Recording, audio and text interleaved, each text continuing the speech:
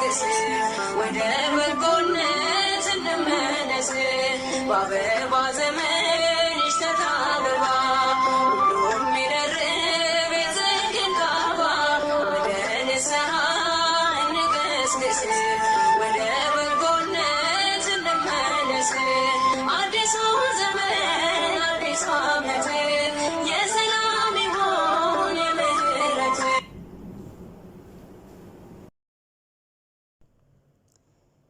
Yooyyaa harka fuune kabajamtootaaf jaalatamtoota maatii seenaa wiilii akkam jirtu fayyaa keessanii ana boleettiin keessan nagaa guutuun qabaa isinillee akka nagaa tan abdii waaqarraa qaban siniin jedha duraan dursa baga waaqayyo jala bultii bara 2015 isin ga'een siniin jedha bara kun kan gammachuuf kan jaalala ka'annaan keenyatti dhagahamee waaqayyo biyya keenyaaf nagaa godhunuuf haa ta'u duraan dursa dhugaa dubbachuuf biyyi keenya nagaa ta'u waaqayyo geenu haa jedhu maaloo haadha ilmoo dhabdee boossu ilmoo haadha dhabdee boossu kana waaqayyo geenuu naa jedhu ilmaan keenya biratti nuuf qorsu nuuf haa ta'u siniin jedha gammachuu hundumtuu yoo biyyi keenya nagaa ta'edha sabni kamiyyuu wal kabajeef ilaaf ilaamee akka jiraatu waaqayyo nu gargaaruun siniin jedha itti aansuudhaan gaara seenaa isaa qacci biccatti jara kana fidattee eessatti dabalamte naan jechuun keessaa hin hafu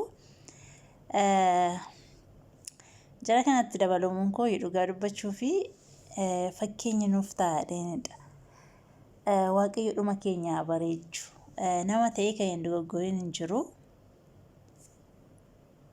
Nama ta'ee kan hin dogoggorin hin jiru. Sibiila ta'ee immoo kan hin saagin hin jiru. Dhugaa dubbachuu fi mucaa kaanii beektu dheeyyaadha. Ikruu jedhamti yookaan imammaa cabbee jedhamti.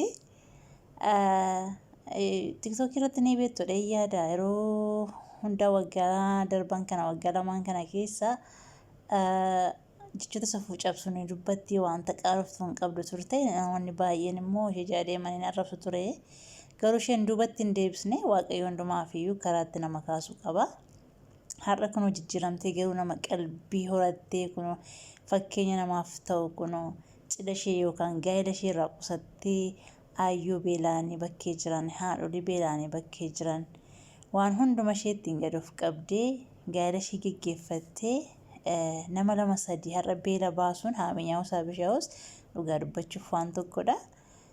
Baay'ee tokko na gammachiiste.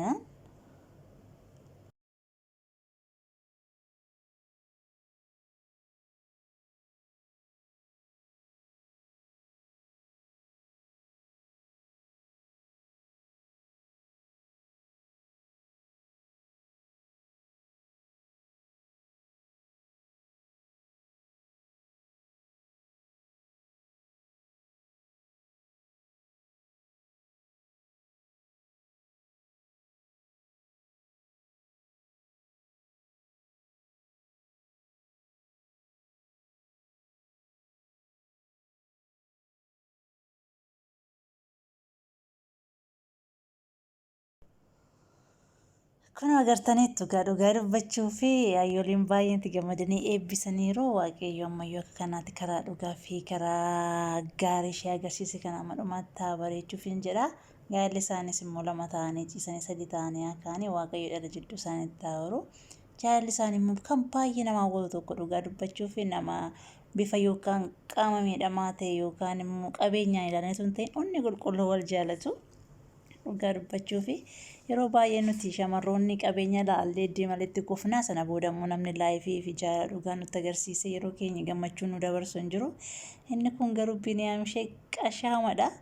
Dhugaa dubbachuu fi anan baay'ee na gammachiiseera warroonni gamsiin gammachiise laayikii godhaafi isheedhaafis ta'uudhaafis viidiyoon ishee dhugaa uummata bukkeetti baay'ee jaalatamaa ta'eera olii gad deemaa ture. Akka kana dhagaan siniin jedha anan baay'ee tokko na hawwate jechuun maqaan beef karaan been deebu jiru yeroo takka miti dhugaa dubbachuudhaa fi duraa baddu malee har'ammoo kunoo kaarra buutee fakkeenyota taateetti ayyoolii tokko lama obaastee nyaachistee eebbisuun ishee waaqarratti waan gaarii argatti jedhee yaada. Isinoo maal jettanii yaaddu?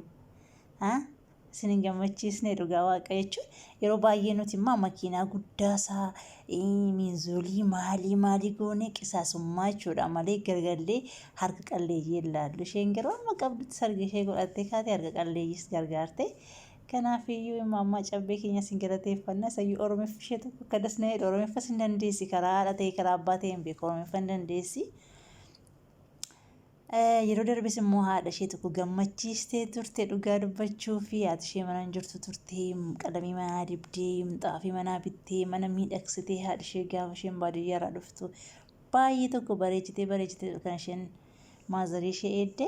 Kanaafiyyuu kiriyyoo waaqayyo sirraa jaalatu siniin jenna gaa'ela gaarii gaa'ela eebba qabu siniin jenna. Itootoobis guddaa galatoom miinzee waamteetta.